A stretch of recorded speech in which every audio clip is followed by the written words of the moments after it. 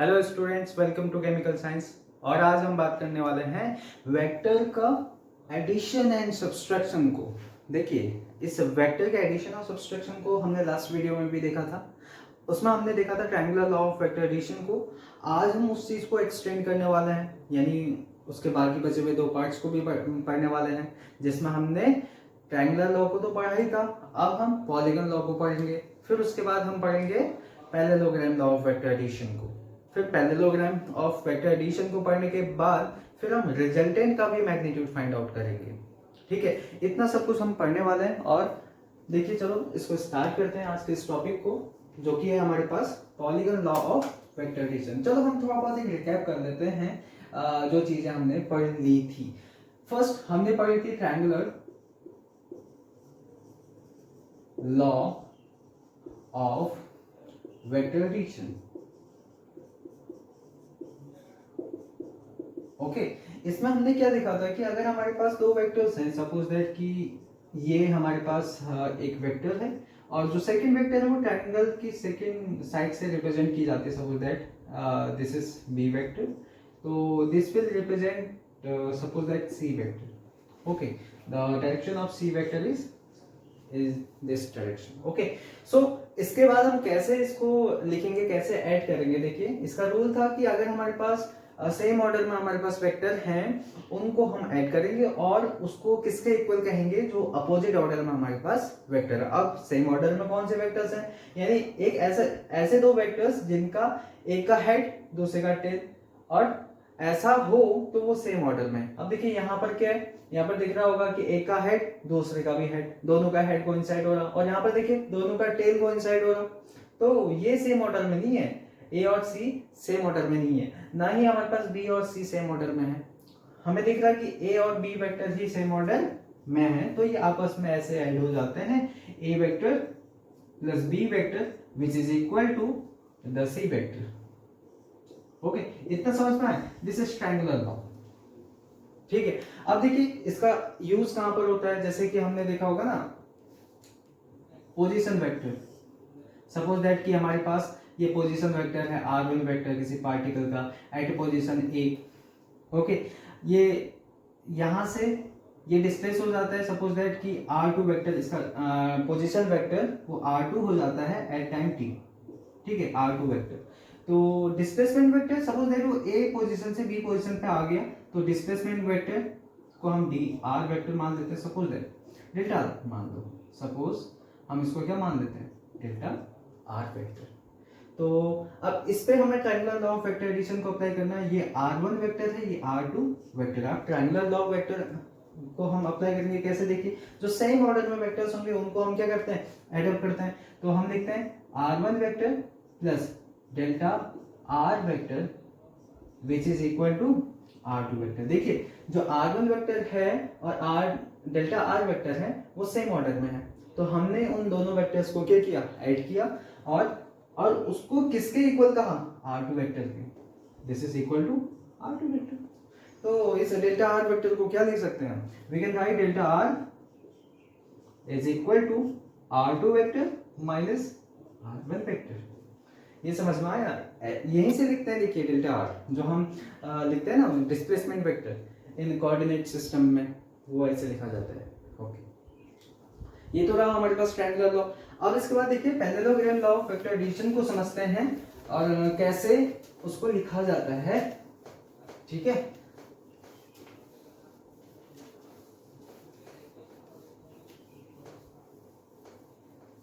Now the second type is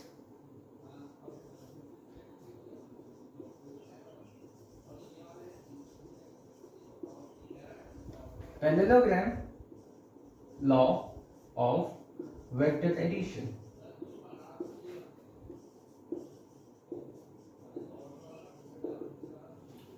okay, तो इसमें हम क्या देखने वाले हैं, देखिए अगर हमारे पास दो वेक्टर, सपोज दैट हम एक पैरेललोग्राम बना लेते हैं। सबसे पहले हम क्या बनाते हैं, एक पैरेललोग्राम बना लेते हैं। देखिए इस तरीके से।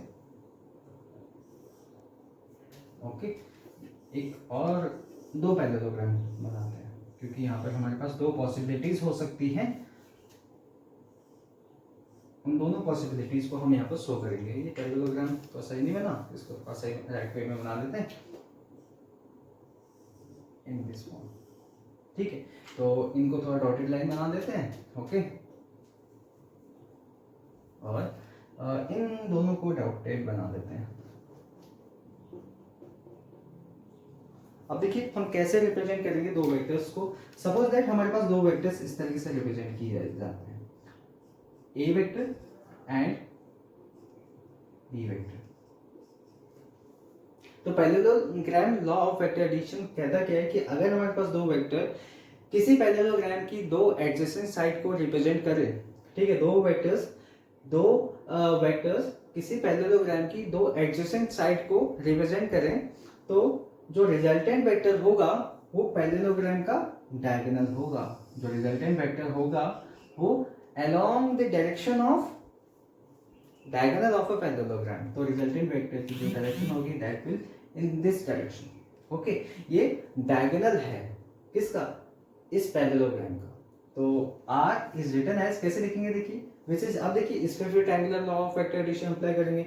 ये A वेक्टर और B वेक्टर सेम ऑर्डर में है, ये हम लिखेंगे this is equal to A vector plus B vector. ये रिजल्टिंग वेक्टर को रिप्रेजेंट करेगा।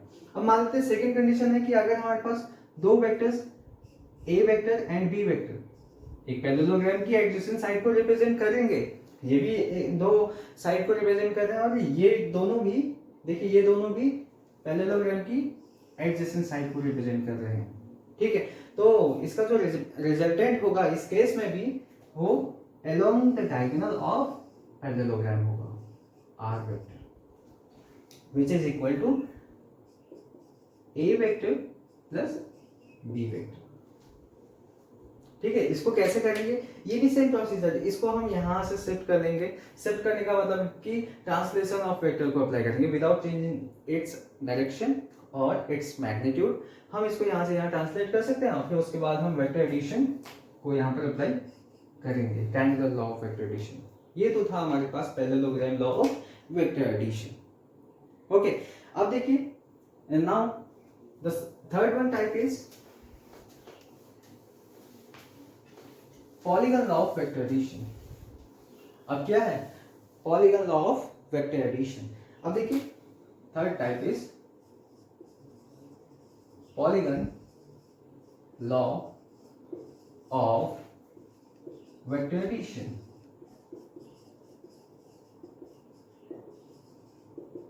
ओके, तो पैरेललोग्राम नहीं, polygon law of vector addition में होता क्या है कि अगर हम देखिए इसको एक चीज कह सकते हैं, हम वन वे में और कह सकते हैं, that is the extended form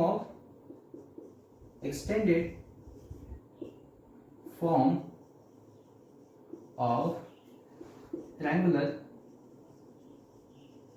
law of vector addition. क्या बोलेंगे, extended form of triangular law of vector addition. अब कैसे एक्सटेंड करेगा triangular law of vector addition को, उसको हम समझते हैं। देखिए सपोज दैट कि हमारे पास कोई वेक्टर्स हैं, देखिए सेम ऑर्डर में है, A vector, B vector and C vector. ठीक है, हमें ये वेक्टर फाइंड आउट करना है, ये वेक्टर कितना होगा। ठीक है, सपोज दैट इसको हम एम वेक्टर फाइंड लिख लें, दिस इज एम वेक्टर, हमें अननोन पता है, this is unknown vector, unknown vector है। ठीक है, तो कैसे फाइंड आउट करेंगे, सपोज दैट कि हम यहाँ पर triangular law of vector addition लगाते हैं। सपोज यहाँ पर देखिए, पहले यहाँ पर लगाएंगे तो ये हमें क्या मिलेगा, देखिए अगर ए वेक्टर और बी वेक्टर सेम ऑर्डर में है तो इन दोनों को हम क्या लिखेंगे, इसको मान लेते हैं A vector plus B vector. देखिए ये जो इसका जो थर्ड साइड होगा वो इन दोनों के सम के इक्वल होगा। ठीक है, अब देखिए इसके बाद हम इस ट्रायंगुलर लॉ को कहां पर अप्लाई करेंगे, इस ट्रायंगुलर लॉ को इस ट्रायंगल में अप्लाई करेंगे।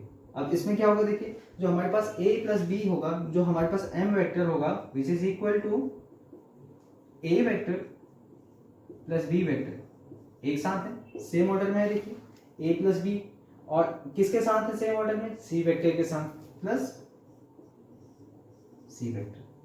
तो हम क्या कह सकते हैं कि जो हमारे पास m वेक्टर होगा, m vector this is equal to a vector plus b vector plus c vector, यानी जो अपोजिट ऑर्डर में जो वेक्टर होगा that is equal to the same order में जो वेक्टर्स का सम होगा।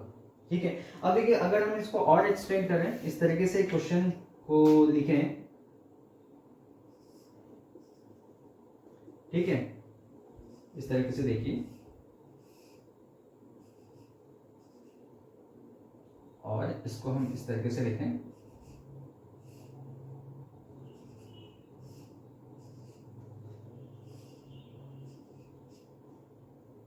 ये देखिए, अब इसकी नेमिंग कर देते हैं, this is A vector, this is B vector and this is C vector and D vector, E vector, F vector, G vector, H vector.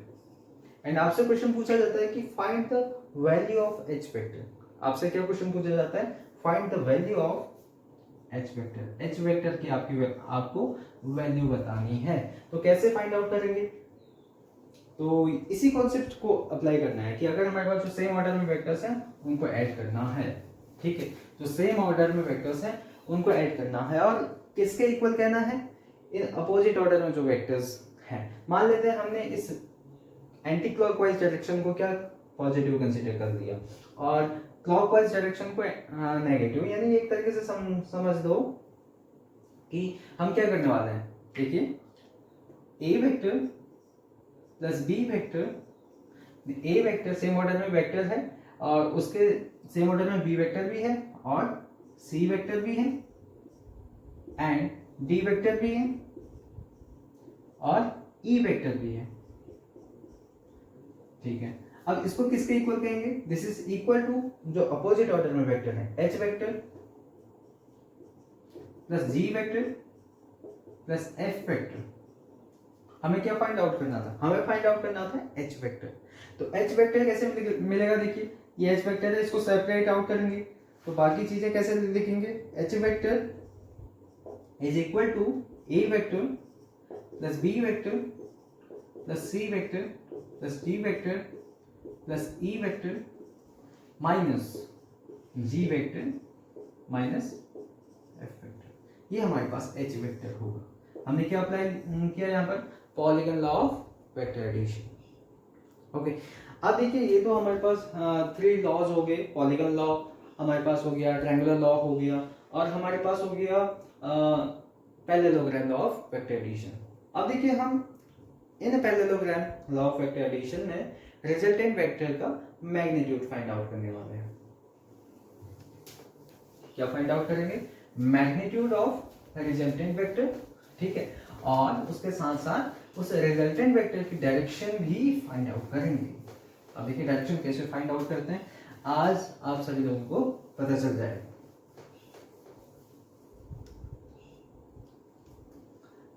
चलो हम यहाँ पर एक पैरेललोग्राम लेते हैं और सपोज हमारे पास एक पैरेललोग्राम है। ठीक है, इसको हम ऐसे डॉटेड लाइन से बना लेते हैं, फिर हमें जो बनाना होगा हम उसके हिसाब से बनाएंगे। यहाँ पर देखिए, सपोज दैट कि हमारे पास 2 वेक्टर रिप्रेजेंट होते हैं एक पैरेललोग्राम की 2 एडजेसेंट साइड से, ए वेक्टर और B vector, this is B vector. Okay, अब मान लेते हैं suppose the angle between these 2 vector is theta. अगर इन दोनों वेक्टर्स के बीच में एंगल थीटा है तो अगर ये रिजल्टेंट वेक्टर की डायरेक्शन होगी, ये तो आप सभी लोगों को पता है कि resultant vector along the diagonal होता है। मान लेते हैं ये जो डायगोनल है वो अल्फा एंगल बनाता है, किससे, ए वेक्टर से। ठीक है, ये रिजल्टेंट वेक्टर की डायरेक्शन है, this is the direction of resultant vector. और पहली चीज कि मान लेते हैं कि जो रिजल्टेंट वेक्टर का मैग्नीट्यूड है दैट इज मान लेते हैं r, और magnitude of vector a which is equal to a and magnitude of b vector is equal to b consider कर लेते हैं। मैग्नीट्यूड का मतलब है कि एक लेंथ, ये जो वेक्टर की जो डायरेक्शन के साथ अगर हम अगर हम लेंथ के साथ डायरेक्शन को इन्वॉल्व कर दें तो ये एक वेक्टर क्वांटिटी को रिप्रेजेंट करता है। ठीक है, अब मान लेते हैं इनकी नेमिंग कर देते हैं कुछ इस तरीके से। देखिए, इस पोजीशन को हम कहते हैं O और इसको हम कहेंगे this is A and B। अब क्या करेंगे, यहां से एक नॉर्मल ड्रॉ करेंगे यहाँ पर। ओके, इसको हम कहेंगे M।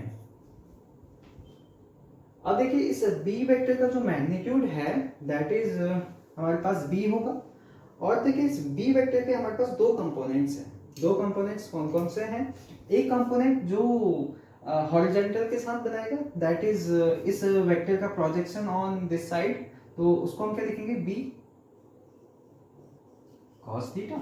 और वो कंपोनेंट जो वर्टिकल डायरेक्शन में बनाएगा, यानी ये समझ लीजिए कि अगर ये हमारे पास कोई वेक्टर है, ये हॉरिजॉन्टल के साथ जो साइड शेयर करेगा, ठीक है, इस बी वेक्टर का projection with horizontal that is v cos theta.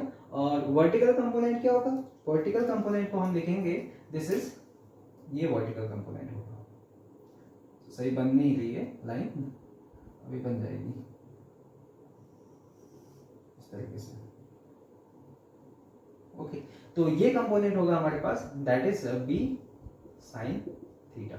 और ये दोनों सेम हाइट, ये जो हाइट है this is equivalent to this side, तो ये हमारे पास क्या होगा, this is b sin of theta. ठीक है, इतना तो काम हो गया। अब इसके बाद देखिए, हमें क्या फाइंड आउट करना है? हमें फाइंड आउट करना है रिजल्टेंट ऑफ टू वेक्टर्स। तो रिजल्टेंट कैसे फाइंड आउट करेंगे? तो रिजल्टेंट फाइंड आउट करने के लिए हम इस इनर ट्रायंगल, देखिए inner triangle OBM, inner triangle OBM। अब हम यहाँ पे क्या अप्लाई करने वाले हैं? पाइथागोरस थ्योरम अप्लाई करने वाले हैं। अब देखिए, पाइथागोरस थ्योरम में क्या कहती है कि अगर हमारे पास हाइपोटेनस का square, hypotenuse square is equal to perpendicular square p square plus base square. ठीक है, अब देखिए जो हाइपोटेनस है, हाइपोटेनस हमारे पास क्या है? OB square. परपेंडिकुलर कौन सा है? BM square. And base is OM, तो हम यहाँ पर OM स्क्वायर देखेंगे। ओके, अब देखिए जो OM है हमारे पास लेंथ, वो दो पार्ट्स में ब्रेक है। इसको दो पार्ट्स में ब्रेक किया है, OA और AM में। तो BM तो हमारे पास एज इट इज रहेगा BM स्क्वायर, एंड OM को हम लिखेंगे that is OA plus AM whole square. यहाँ पर हम लिखेंगे OB स्क्वायर अगेन हम लिखेंगे, और BM square plus A plus B whole square apply करेंगे यहाँ पे। ओके, तो A square OA square plus AM square plus twice of OA AM। इतना समझ में आया? सभी के समझ में आया होगा। अब इसके बाद देखिए, इसमें 1 बाय 1 सभी की वैल्यू रखेंगे, और इसमें देखिए हमारे पास BM की वैल्यू क्या होने वाली है? BM सबसे पहले तो देखिए OB की वैल्यू रखेंगे। OB वेक्टर हमारे पास R वेक्टर है, और इसका मैग्नीट्यूड होगा हमारे पास दैट इज R, तो हम इसको लिखेंगे R स्क्वायर। और BM देखिए हमारे पास BM यानी उसका जो मैग्नीट्यूड है B sin थीटा, हम उसको क्या लिखेंगे? B sin theta whole square. वैसे ही हम OA लिखने वाले हैं। OA हमारे पास है A वेक्टर, उसका मैग्नीट्यूड है A, तो हम इसको लिखने वाले हैं A स्क्वायर। AM हमारे पास है, कहां पर है AM? सही लिखा है हमने? जी बिल्कुल सही लिखा है। AM हमारे पास है B cos थीटा, तो हम यहाँ पर लिखेंगे B cos of theta whole square plus twice of OA length हमारे पास है A वेक्टर, उसका मैग्नीट्यूड है A, एंड AM हमारे पास है B cos थीटा, तो हम यहाँ पर लिखेंगे that is B cos of theta. इतना सब कुछ लिखने के बाद इसको थोड़ा सॉल्व करते हैं, तो हमारे पास आएगा R square is equal to B square sine square theta plus A square plus B square cos square theta plus twice of A B cos theta, twice A B cos theta. अब देखिए इन दोनों terms को देखिए, इन दोनों से अगर हम B square common लेंगे तो हमारे पास ब्रैकेट के अंदर sign square theta plus cos square theta बचेगा। तो देखिए हम इस ए स्क्वायर को पहले लिख लेते हैं, A square, B square common लिया, हम लिखेंगे sine square theta plus cos square theta plus twice of A B cos theta लिखेंगे। ये इसको हमने यहाँ पर एज इट इज लिख लिया है। This is R square is equal to A square plus B square. अब देखिए जो हमारे पास sine square theta plus cos square theta होता है, इसको लिख लेता हूँ यहाँ पर, sine square theta plus cos square theta, this is equal to 1। ये ट्रिग्नोमेट्री का हमारे पास फॉर्मूला है कि sine square theta plus cos square theta which is equal to 1। Okay, तो यहाँ पर हम 1 लिखेंगे, 1 से मल्टीप्लाई किया तो सेम वैल्यू आती है। तो यहाँ से हम लिखेंगे twice of A B cos theta. ये हमारे पास रिजल्टेंट वेक्टर है। अब आर की वैल्यू लिखेंगे तो स्क्वायर रूट अप्लाई करेंगे तो हमारे पास आएगा A square plus B square plus twice of A B cos theta. ये हमारे पास होगा रिजल्टेंट वेक्टर का फॉर्मूला। ओके, अब देखिए इसको अंडरलाइन कर लेते हैं, बॉक्स के अंदर रख लेते हैं। ओके, अब इसके बाद हमें रिजल्टेंट वेक्टर की डायरेक्शन को फाइंड आउट करना है, यानी हमें ये इस अल्फा एंगल को फाइंड आउट करना है। इस अल्फा एंगल को हम कैसे फाइंड आउट करते हैं उसको हम जानते हैं। देखिए ठीक है, तो आप सभी लोगों ने नोट कर लिया? अगर नोट कर लिया हो तो मैं इसको इरेज कर देता हूँ।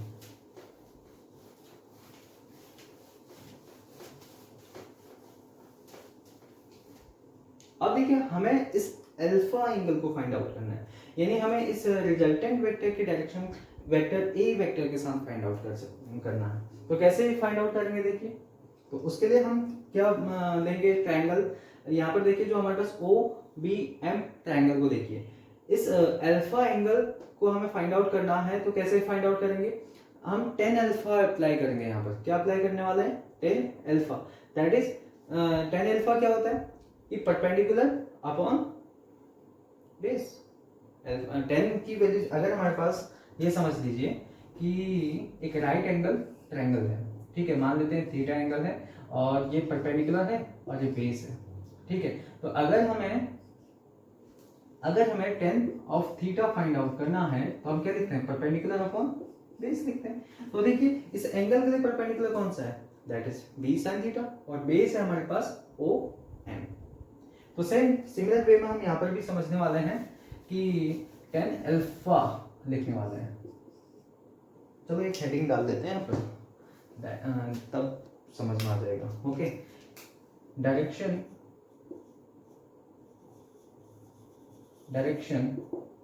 Of resultant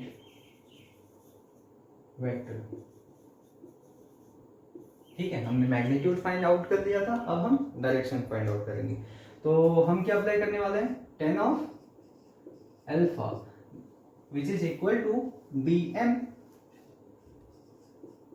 plus O N. This is O, this is N. B M की वैल्यू हमारे पास क्या है, that is B sine theta, B sine theta. And O N हमारे पास देखिए दो पार्ट्स में ब्रेक है, एक है ए वेक्टर और दूसरा है बी कॉस थीटा। तो हमारे पास ए वेक्टर का मैग्नीट्यूड हमारे पास ए है और नीचे हमने लिखा बी कॉस थीटा, तो हम लिखेंगे यहाँ पर बी ऑफ कॉस थीटा। तो यहाँ से हम 10 अल्फा को क्या लिखेंगे, 10 alpha is written as B of sine theta over A plus B cos theta. यहाँ से हमें अल्फा एंगल फाइंड आउट करना है ना, तो alpha is equal to 10 inverse B sine theta over A plus B cos theta. ये सब कुछ लिखेंगे। ओके, ये हमारे पास हो गया direction of resultant vector alpha. ठीक है, अगेन मैं यहाँ पर मैग्नीट्यूड लिखने जा रहा हूँ, this is equal to R square root of A square plus B square plus twice of A B cos theta. Okay, अब देखिए कुछ स्पेशल केसेस भी यहाँ पर डिस्कस करने हैं। अब वो स्पेशल केसेस क्या हैं हम उसको डिटेल में समझते हैं। ठीक है,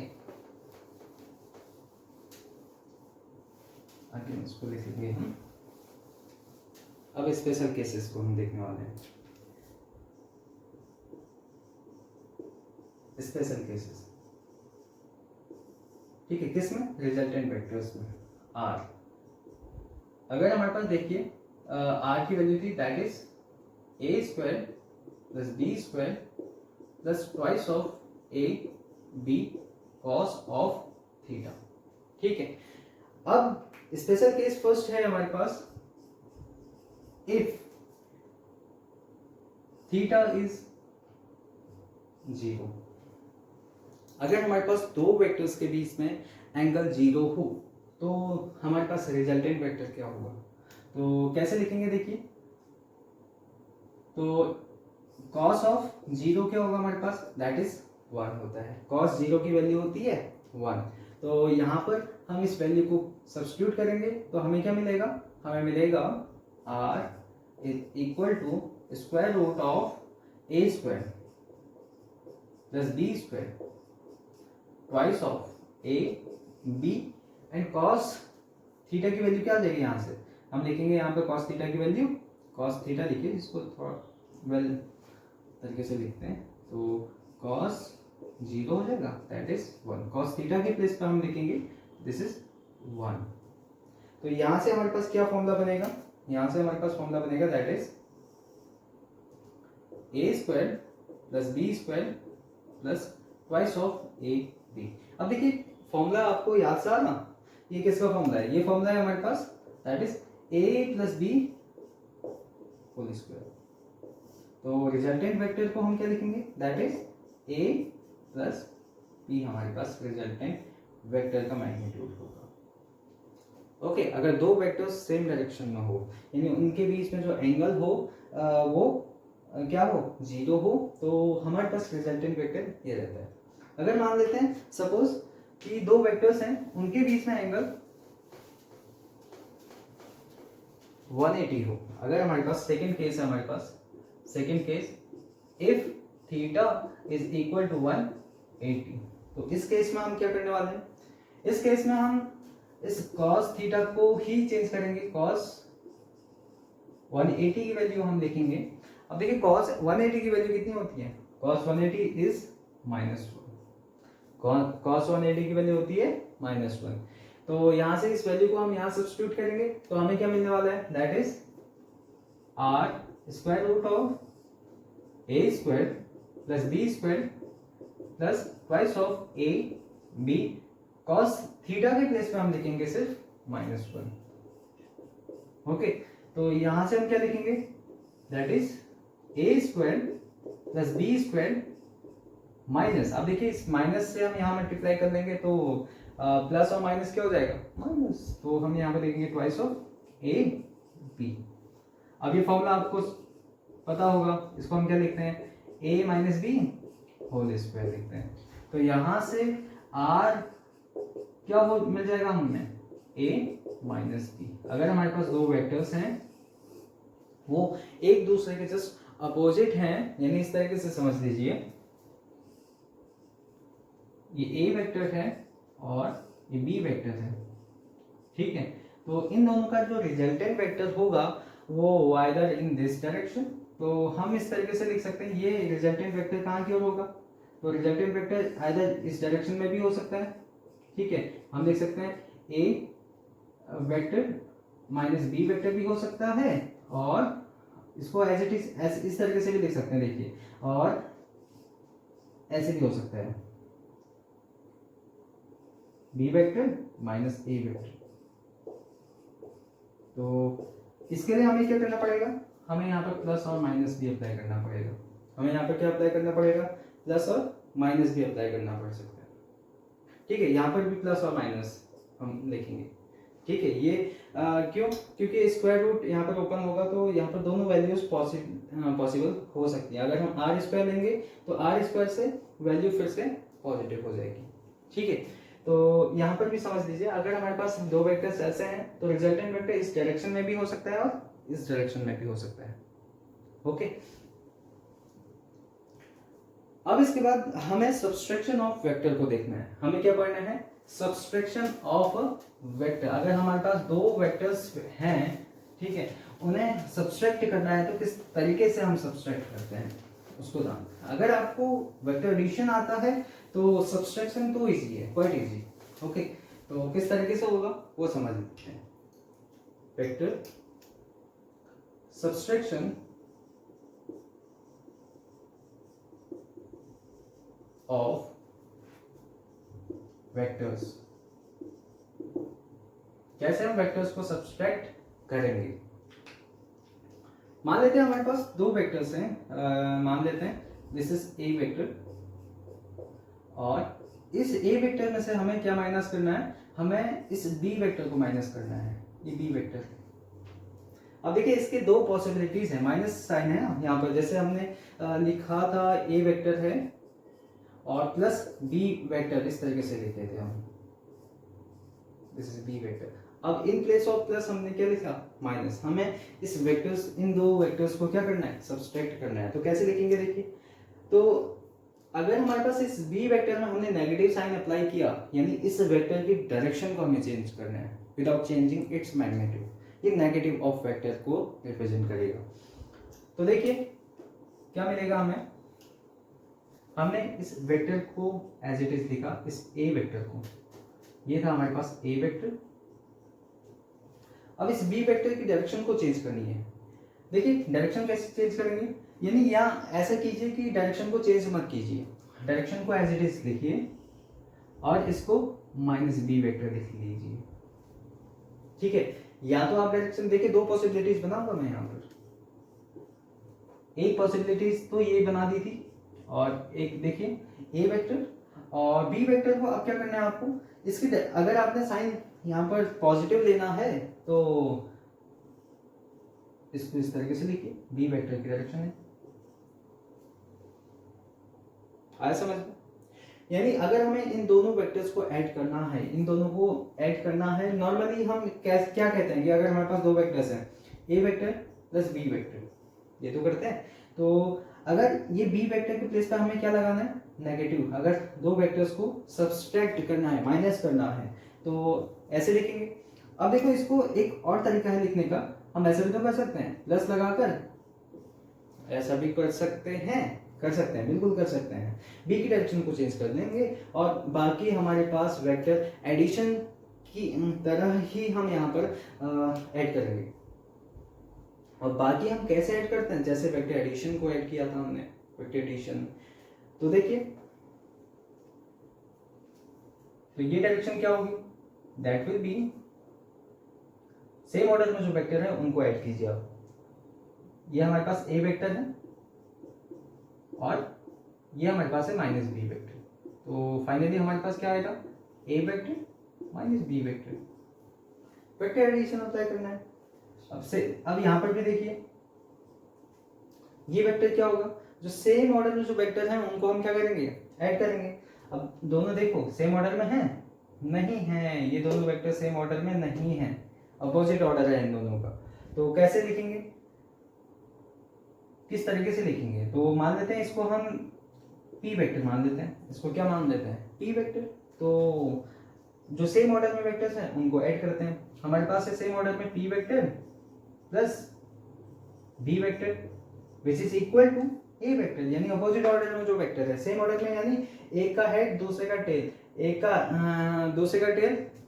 अगर ये समझ लीजिए कि सेम ऑर्डर का मतलब है कि एक वेक्टर का हेड दूसरे वेक्टर का टेल, ठीक है। यहाँ पर देखिए दोनों टेल कोइंसाइड हो रहा है, यहाँ पर हेड कोइंसाइड हो रहा है, यहाँ पर टेल कोइंसाइड हो रहा है, यहाँ पर देखिए हेड और टेल कोइंसाइड हो रहे हैं, तो ये सेम ऑर्डर में है। तो which is equal to A vector. तो यहाँ से हमें पी वेक्टर फाइंड आउट करना है ना, P vector is equal to A vector minus B vector. तो हम इसे क्या लिखेंगे, A vector minus B vector लिखेंगे। ये हमारे पास subtraction of a vector, it is nothing but it is just vector addition ही है हमारे पास, वेक्टर सब्सट्रैक्शन। इसको अगर मैं नहीं भी बताता ना तो तब भी आप इसको समझ लेते। बस एक चीज ध्यान रखना है कि जहां पर हमने नेगेटिव साइन अप्लाई किया, इसका मतलब है कि हमने नेगेटिव ऑफ वेक्टर लेना है। नेगेटिव ऑफ वेक्टर क्या होता है, क्या अगर सपोज दैट कि हमें एक वेक्टर ए गिवन है तो हमें इस वेक्टर का नेगेटिव लेना है, तो नेगेटिव का मतलब है कि अगर हमें माइनस ए वेक्टर दिखाना है, रिप्रेजेंट करना है, तो कैसे रिप्रेजेंट करेंगे। तो इसको रिप्रेजेंट करने का तरीका है कि मैग्नीट्यूड में तो कोई चेंज नहीं है, अगर मैग्नीट्यूड लेंगे तो सेम आएगा, लेकिन सिर्फ डायरेक्शन चेंज करनी है तो इसकी, तो डायरेक्शन हमने चेंज कर दी, अपोजिट बना दी।